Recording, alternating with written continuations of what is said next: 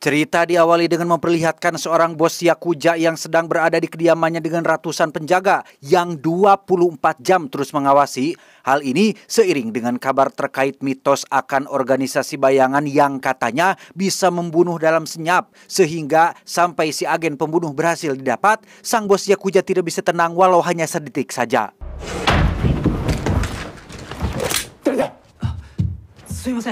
Dan ya, si bos pun sempat ngejengkang saat anak buahnya membawa seorang wanita musisi yang datang untuk menghiburnya, di mana si bos langsung menyuruh semua penjaga untuk keluar sebentar, yang hal ini adalah suatu kesalahan besar karena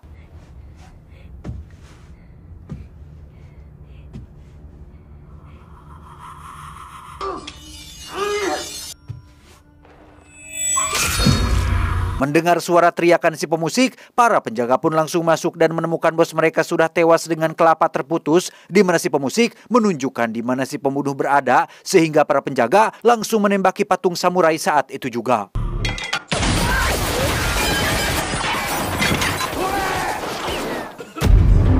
Dan ya, si pembunuh pun muncul tepat di tengah-tengah mereka semua, di mana ini akan menjadi awal dari kebrutalan tingkat tinggi, dan inilah yang terjadi.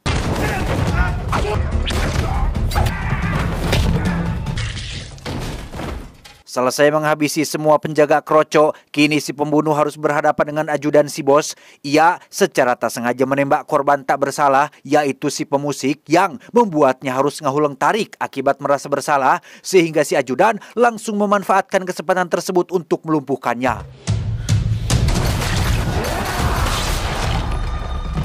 Si ajudan langsung membuka topengnya, dan alangkah terkejutnya dia saat menyadari jika itu adalah seorang perempuan. Tak lama lampu pun padam, bukan karena habis token, tetapi karena memang sudah disabotase oleh seseorang, yaitu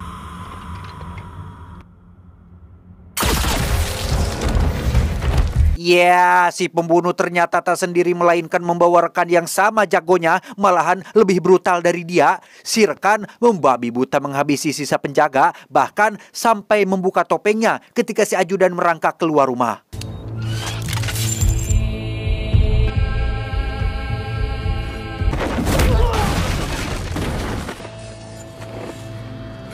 Setelah menghabisi semua orang sampai tak tersisa, si rekan yang sama-sama perempuan pun langsung membangunkan si agen pertama yang ternyata hanya pingsan saja.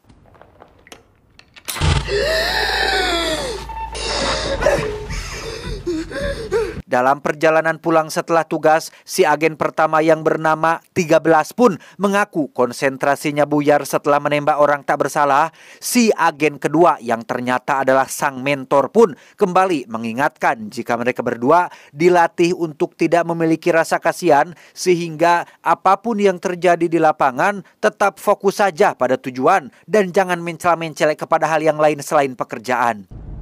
Hanya membunuh. Ingat itu 13. Setibanya di Jakarta, Indonesia, 13 langsung dibebas tugaskan untuk sementara waktu. Ia disuruh kembali pada kehidupan normal dengan tetap menjaga identitas dan pekerjaan aslinya.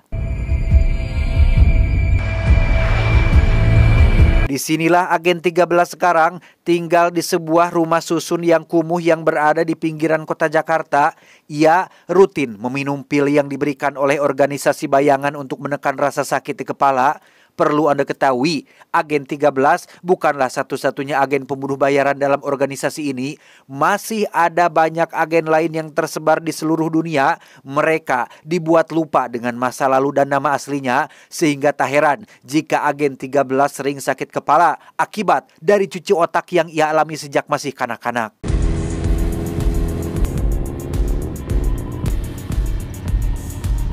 Satu minggu berlalu, agen 13 pun pergi ke gedung kosong untuk menghubungi organisasinya. Alih-alih sudah bisa bertugas kembali, operator mengingatkan agar agen 13 tidak lupa mengkonsumsi pilnya dan tunggu sampai ada kabar selanjutnya.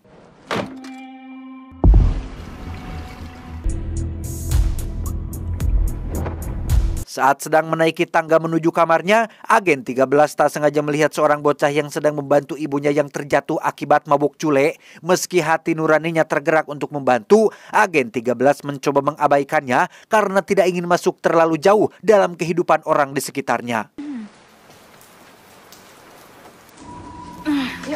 Malam hari tiba, si bocah dan ibunya yang hanya tinggal berdua pun didatangi oleh sekelompok preman yang sepertinya sedang terlibat masalah serius. Agen 13 kembali mengabaikannya dengan langsung tidur saja. Sampai ketika pagi menjelang, si ibu ditemukan sudah tewas akibat dihajar sampai babak belur. Sehingga si bocah harus hidup sebatang kara tanpa ada orang lain yang menemaninya.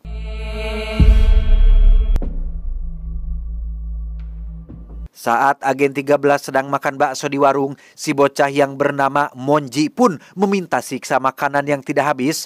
Disitulah mereka berdua berkenalan dan mulai menceritakan tentang penyebab kematian si ibu yang ada hubungannya dengan seseorang bernama Haga. Entah siapa si Haga ini, agen 13 yang ingin menghibur Monji pun mengajak dia berkeliling menggunakan sepeda motor dan itu cukup ngabang balerkeun kesedihannya. Makasih ya, Kak.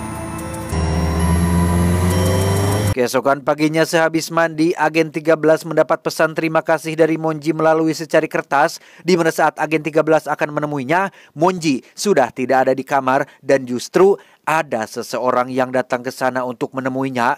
Dia bernama Jackie, orang suruhan Haga yang diutus untuk mencari sesuatu di rumah Monji yang ternyata adalah narkoba dan sejumlah uang yang telah dicuri oleh ibunya.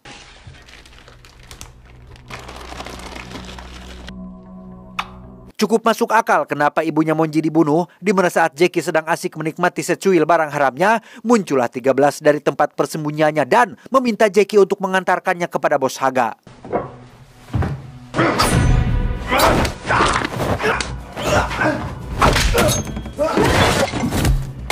Di mana Monji? Bawa aku ke dia. Ke siapa? Kagak. Ayo cepat. Dalam perjalanan menuju ke tempat Haga, agen 13 pun meminta Jackie untuk menceritakan siapa Haga dan apa pekerjaannya. Jackie langsung menunjukkan baliho paslon Cagup dan Cawagup yang merupakan bapak dan anak yang tiada lain adalah orang di balik Haga yang menguasai bisnis narkoba dan beberapa tempat hiburan di Jakarta. Polisi? Polisi. Ini Jakarta, Neng. Ya, tidak hanya Haga dan pejabat saja yang terlibat, seorang kepala polisi bernama Prasetyo pun ikut terlibat, bahkan berteman baik dengan Aril, anak dari calon gubernur di baliho tersebut, sehingga ya seperti Anda lihat, tidak ada orang yang bisa diandalkan di negara Konoha ini. Kita kemana? Haga sama kembarannya, no. Soriah. Setibanya di Monros atau tempat hiburan yang dikelola oleh Haga, agen 13 langsung diajak bertemu dengan adik Haga yang bernama Soriah. Tidak jauh beda dengan Haga, Soriah adalah sosok yang sama-sama kejam dan hanya mementingkan uang. Mendengar agen 13 punya informasi berharga, Soriah pun mengizinkannya untuk bertemu langsung dengan Haga.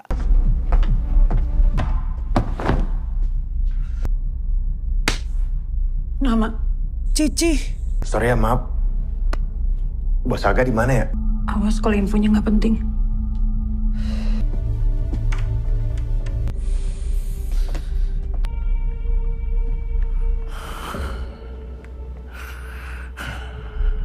Udah, udah bos. Udah gua amanin tempatnya si Astri. Muka lo. Lo pakai barang gua? Kagak bos, itu emang mau gua kasih kalau lu. Cek. Dia bawa cewek kesini. Katanya buat kamu. Saat Jackie menemui Haga dan meninggalkan agen 13 di ruang pengawas, 13 langsung memeriksa rekaman CCTV yang memperlihatkan Monji pernah dibawa ke tempat ini, sehingga tak buang waktu lagi, agen 13 langsung nyerenteng ke ruangan Haga, menghantam Soriah sampai pingsan dan melakukan duel 1 lawan 1 dengan Haga. Sumpah bos, gua kagak tahu. Tiba-tiba muncul aja nih. Mana Monji?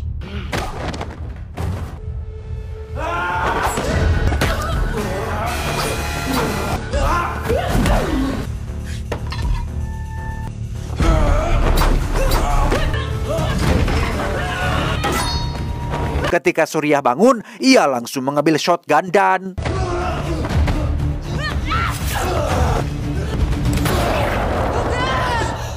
ya, Haga pun mati ditembak oleh adik sendiri, di mana saat Soriah kabur untuk memanggil para penjaga, agen 13 menyuruh Jackie untuk bawa sekalian gadis yang sedang mabuk parah. Namun sesampainya mereka di lorong, para penjaga sudah menunggu 13 di sana sehingga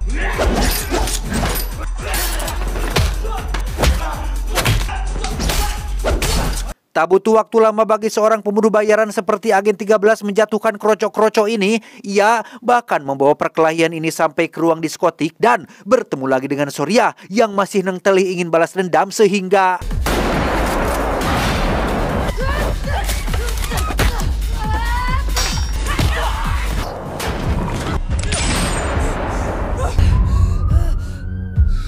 saat terdengar suara sirene mobil polisi, keributan pun langsung bubar dengan agen 13 dan Jackie yang langsung pergi. Jackie meninggalkan gadis Elsie di samping jalan dan langsung cabut meninggalkan tempat tersebut.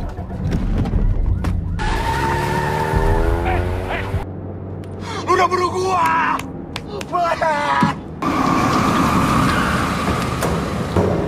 Sini lo.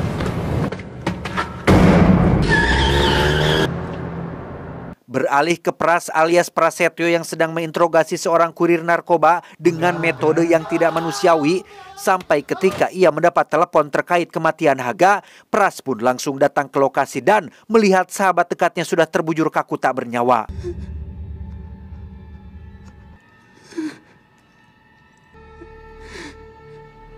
Pras langsung menghubungi Ariel untuk memberitahu tentang kematian Haga. Dan inilah sosok Ariel, sang calon wakil gubernur dengan pasangannya yang merupakan bapaknya sendiri. Berbanding terbalik dengan foto yang ada di baleho, pakai peci, kedua tangan posisi salam, dan moto untuk mensejahterakan rakyat. Faktanya di balik itu semua, Ariel dan bapaknya adalah sosok yang sangat kejam, korupsi, jahat, tidak manusiawi. Bahkan biaya kampanye yang mereka gunakan adalah bersumber dari bisnis kotor mereka. Selesaikan semuanya. Stres dengan pekerjaannya sebagai politikus muda, Ariel punya kebiasaan yang sangat membagongkan. Ia punya ruang tahanan sendiri di bawah rumahnya. Biasanya diisi dengan para wanita random yang ia ambil dari tempat hiburan. Namun kali ini Monjila yang jadi sasaran sehingga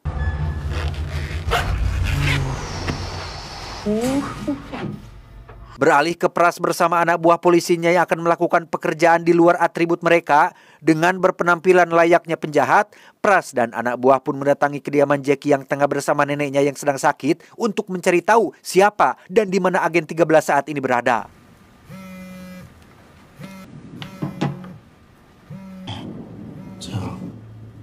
Di saat yang sama, 13 mendatangi gedung kosong tempat telepon organisasi berada. Ia tanpa izin mengaktifkan protokol darurat agar bisa mendapatkan sepucuk pistol.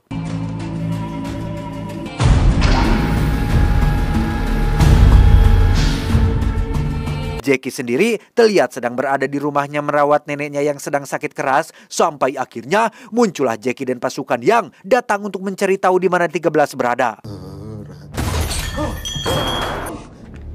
Di mana, Jack? Bang. Jackie mengaku langsung berpisah setelah pergi meninggalkan klub Monrose. Ia terus meyakinkannya jika dirinya tidak ada hubungannya dengan agen 13, di mana suara tembakan tiba-tiba terdengar di luar rumah yang ketika satu anak buahnya disuruh memeriksa, tiba-tiba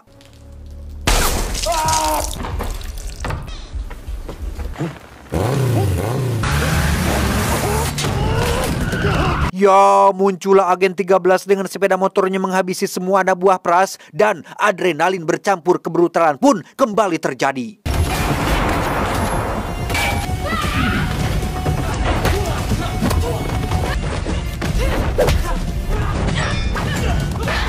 Selesai dengan para kroco-kroco, agen 13 pun langsung menghampiri Prasetyo yang tidak bisa bertarung sama sekali.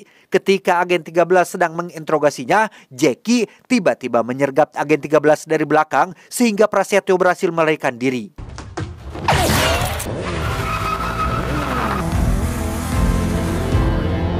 Dengan cepat, agen 13 langsung mengejar Prasetyo sampai ke kediaman Ariel yang berlokasi di sebuah rumah mewah hasil korupsi, di mana agen 13 akhirnya dengar cadas tatkala Ariel ujug-ujug muncul dari samping dan inilah yang terjadi.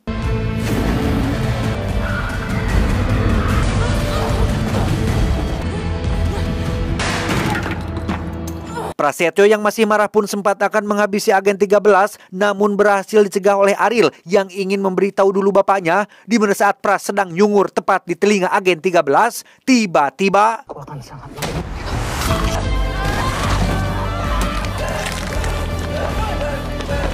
Ya, Prasetyo pun maut dibunuh oleh agen 13 sehingga Ariel langsung membuatnya pingsan dan akan dibawa menuju ruang penyekapan. Sejenak kita tinggalkan dulu urusan di Jakarta dan beralih ke hutan di Kamboja ketika si mentor sedang dalam misi memburu targetnya. Di mana saat si mentor sedang terancam, tiba-tiba saja muncul agen lain yang langsung meremas kepala si musuh.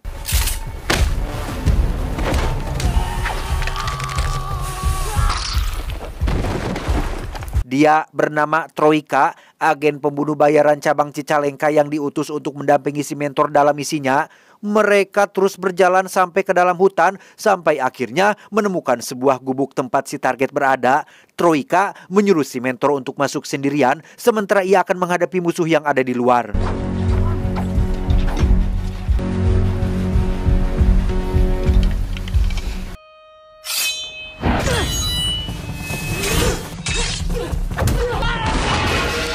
Dan ya, entah siapa target mereka, namun dari cara bertarungnya, si target jelas adalah orang yang sangat terlatih dan perkelahian pun tak terelakkan lagi.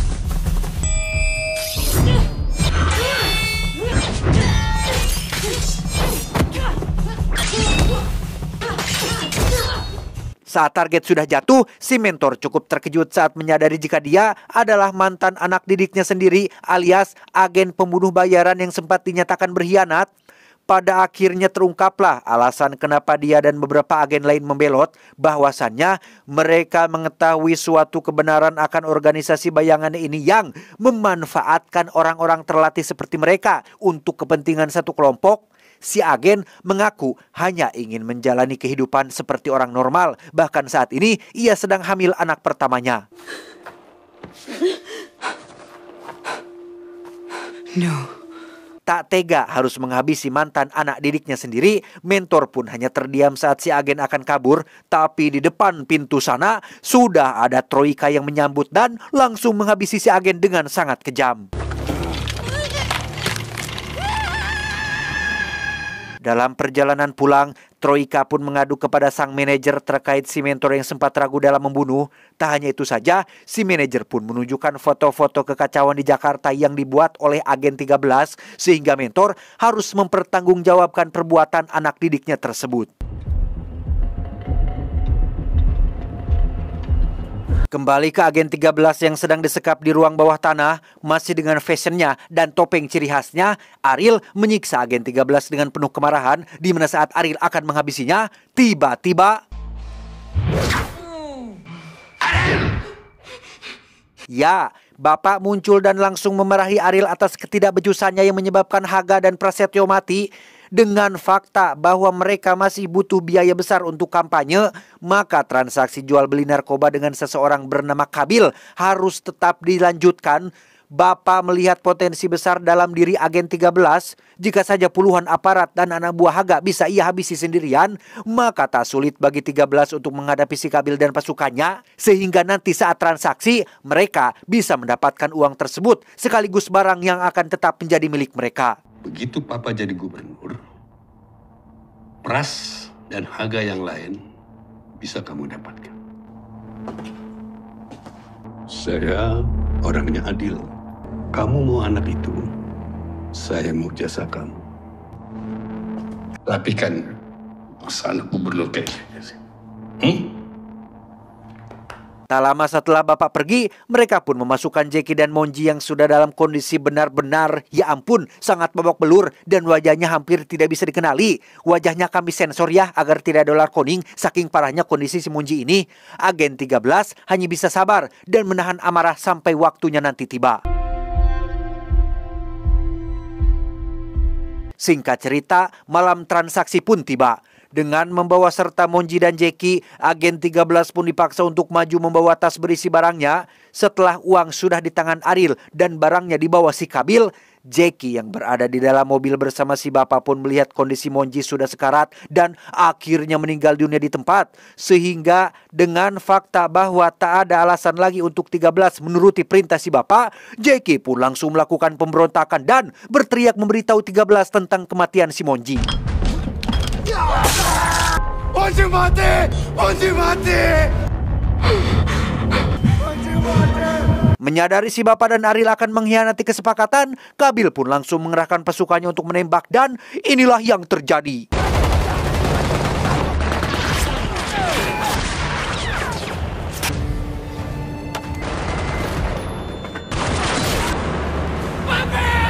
Dan mamam, si Bapak pun mati dibunuh oleh pasukan Qabil, di mana Ariel yang melihat pun langsung mengambil senjata dan mulai membabi buta menembaki semua orang.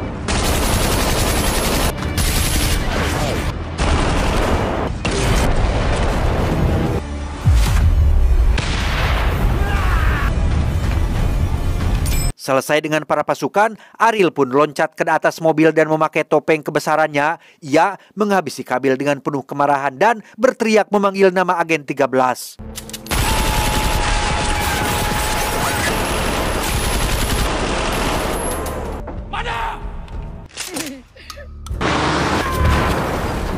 Dan ya, Soriah pun maut ditabrak oleh agen 13, di mana Ariel dan pasukan pun langsung bergerak untuk memburunya dan...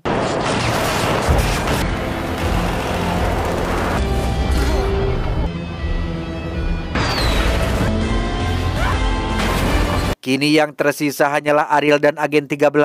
Dengan kemampuan 13 yang sudah terbiasa membunuh orang, jelas Ariel yang hanya seorang politikus muda yang punya skill ngabacot dan ngumpet di ketiak Bapak pun tak mampu melakukan banyak dan seperti inilah akhir hayatnya.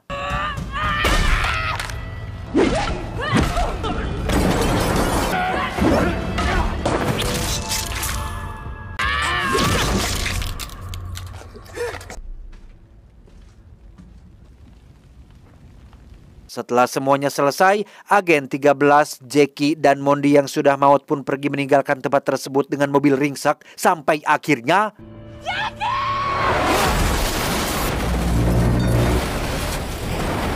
Ya, disinilah mereka berdua sekarang disekap oleh si manajer dan mentor yang akan mengeksekusinya sebagai bagian dari protokol yang ketika si mentor akan melakukannya, Jackie tiba-tiba mendorongnya dari belakang dan...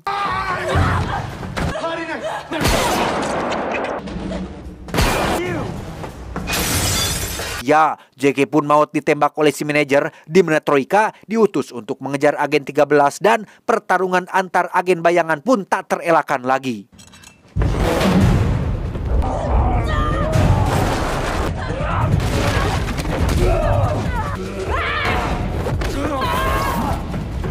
Tak butuh waktu lama bagi agen 13 untuk menghabisi Troika, si mentor langsung turun tangan untuk menghadapinya. Berlokasi di dalam kabin pesawat yang sedang diam, mereka berdua pun melakukan pertarungan epik yang sangat rawan sekali untuk menjadikan video ini dolar kuning.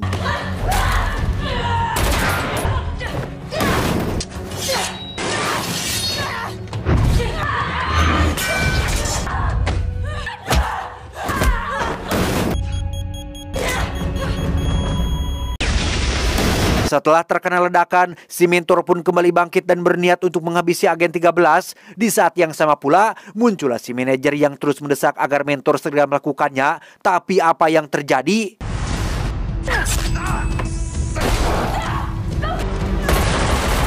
Setelah si manajer maut dan si mentor sedang sakaratul maut, agen 13 pun diberitahu tentang nama aslinya, yaitu... Nomi bangun, Nomi! Ya, ternyata si mentor adalah ibu kandung agen 13 alias Nomi yang sejak kecil dididik dan dilatih sebagai pembunuh. Benar kata si agen hamil yang ada di hutan Kamboja, organisasi bayangan hanya memanfaatkan mereka semua, para agen, untuk melakukan perintah tanpa bisa kembali ke kehidupan normal mereka lagi. Terakhir, kita akan melihat 13 alias Nomi sedang menguburkan ibunya di pemakaman umum, di mana sepasukan agen bayangan pun tiba-tiba muncul, yang ternyata itu adalah agen pemula bernama agen 14, yang jika dia menghabisi Nomi, maka peringkatnya akan naik menjadi agen 13, tetapi... 13.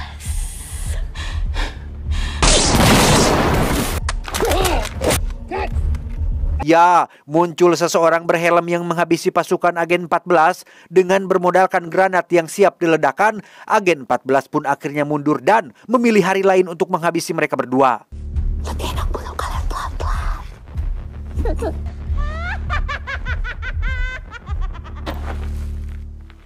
Dia baru permulaan. Mereka semua akan datang untukmu. Dan tebak siapa orang di balik helm hitam ini? Kang Yayan, ya, beliau bernama Master Burai, agen senior sekaligus mentor ibunya Nomi. Sama seperti para agen pembelot yang sudah mengetahui kebusukan organisasi bayangan, Master Burai mengajak Nomi untuk bekerja sama dan adrenalin sesungguhnya baru akan dimulai.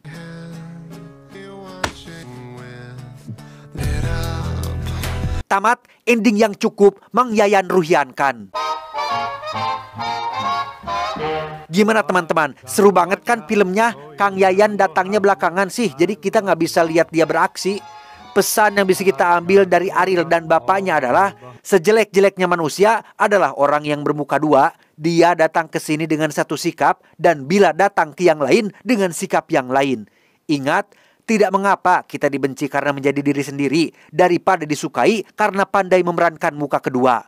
Saya John mewakili jajaran direksi yang bertugas mengucapkan terima kasih dan sampai jumpa di video selanjutnya. Adios, cung curungan anak uncal.